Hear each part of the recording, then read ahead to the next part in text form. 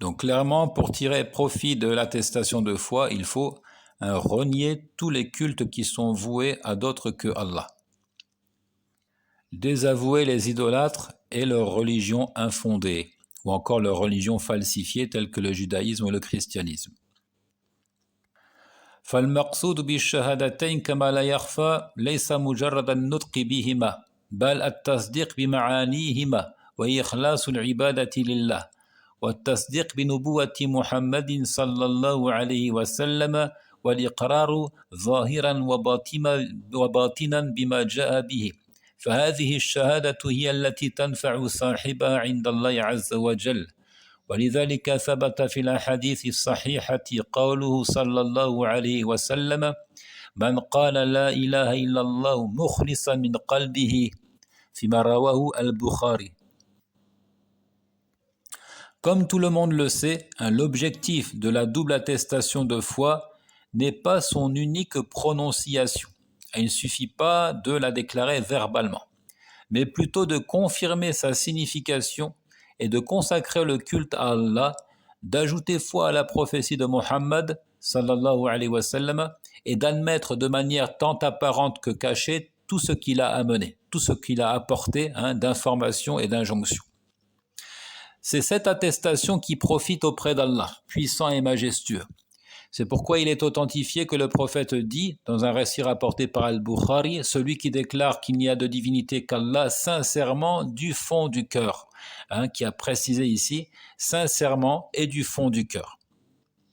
Donc cette attestation, elle a un sens, elle a une signification, il faut l'admettre, il faut l'accepter, il faut y ajouter foi pour tirer profit de la déclaration verbale que seul Allah mérite l'adoration et que Mohammed est son messager.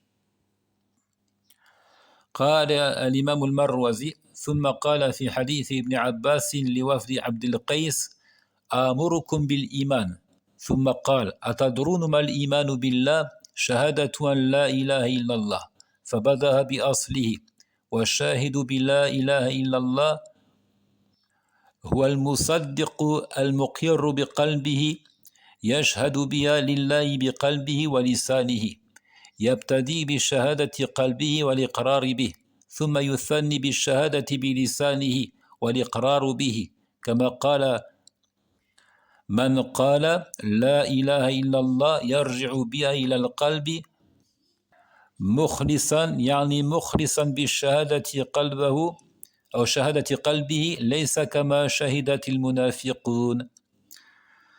L'imam al-Marwazi dit ensuite, il dit à la délégation de Abdul Qais dans le récit de Ibn Abbas, c'est-à-dire le prophète dit, je vous commande la foi.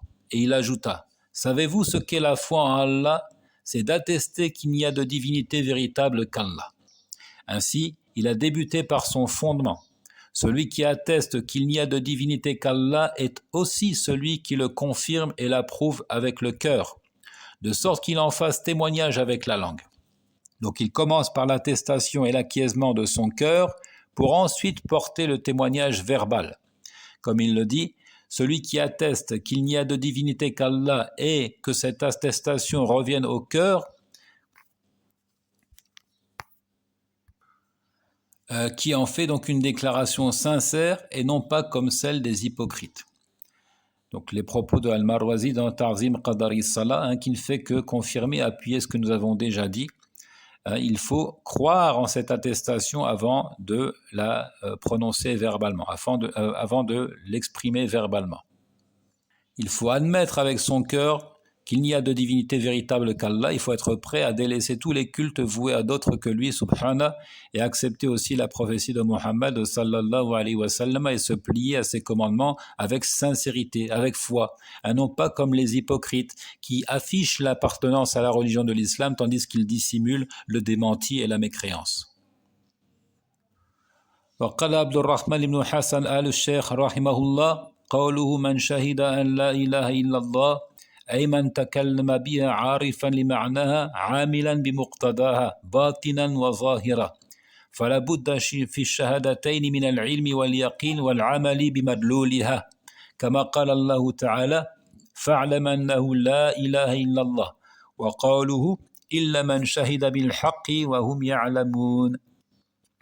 أما النطق بها من غير معرفة لمعناها ولا يقين ولا عمل بما تقتضي من البراءة من الشرك وإخلاص القول والعمل قول القلب واللسان وعمل القلب والجوارح فغير نافع بالإجماع. Ici nous citons le cheikh Abdurrahman ibn Hassan al-Sheikh dans Fath al-Majid. Il dit: son dire, celui qui atteste qu'il n'y a de divinité qu'Allah, c'est-à-dire celui qui le prononce, qui connaît sa signification et œuvre selon ses implications de manière apparente et cachée. Donc attester la ilaha illallah, c'est tout cela. C'est prononcer, c'est connaître la signification, c'est œuvrer selon les implications de ce témoignage, tant de manière apparente que cachée. Ainsi, la connaissance, la certitude et le fait d'œuvrer selon ces indications sont nécessaires pour la double attestation de foi. Comme Allah le dit, sache qu'il n'y a de divinité qu'Allah. Sache, il est question de savoir. Et aussi sa parole, seuls pourront intercéder ceux qui auront témoigné de la vérité en toute connaissance. Verset 86 de la sourate 43. En toute connaissance. Il faut absolument connaître le sens de l'attestation pour en tirer profit.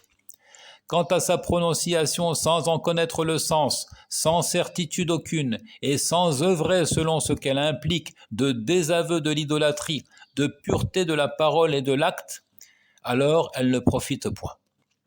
Quant à sa prononciation sans en connaître le sens, sans certitude, sans œuvrer selon ce qu'elle implique de désaveu de l'idolâtrie, de pureté de la parole et de l'acte, elle ne profite point. Et il a précisé ici de la parole et de l'acte, tant la parole du cœur que de la langue, et l'acte, tant l'acte du cœur que du corps. Donc la parole, elle englobe deux choses. Avec la langue, c'est une évidence pour les francophones, mais aussi la parole du cœur. Le cœur parle, c'est ce qu'on appelle le tasdir, c'est d'ajouter foi à ces informations, d'agréer, d'admettre les informations délivrées par Allah. C'est ce qu'on appelle al-iqrar. Et l'acte aussi, il englobe deux choses. Donc l'acte posé avec les membres du corps, les mains, les pieds, etc. Ça, c'est assez évident pour le francophone. Mais l'acte du cœur, c'est ce qu'on exprime en français par les sentiments, tels que la crainte, l'espoir, la confiance, etc., etc. Donc, c'est de la sorte que l'individu devient musulman et qu'il tire profit de l'attestation de foi.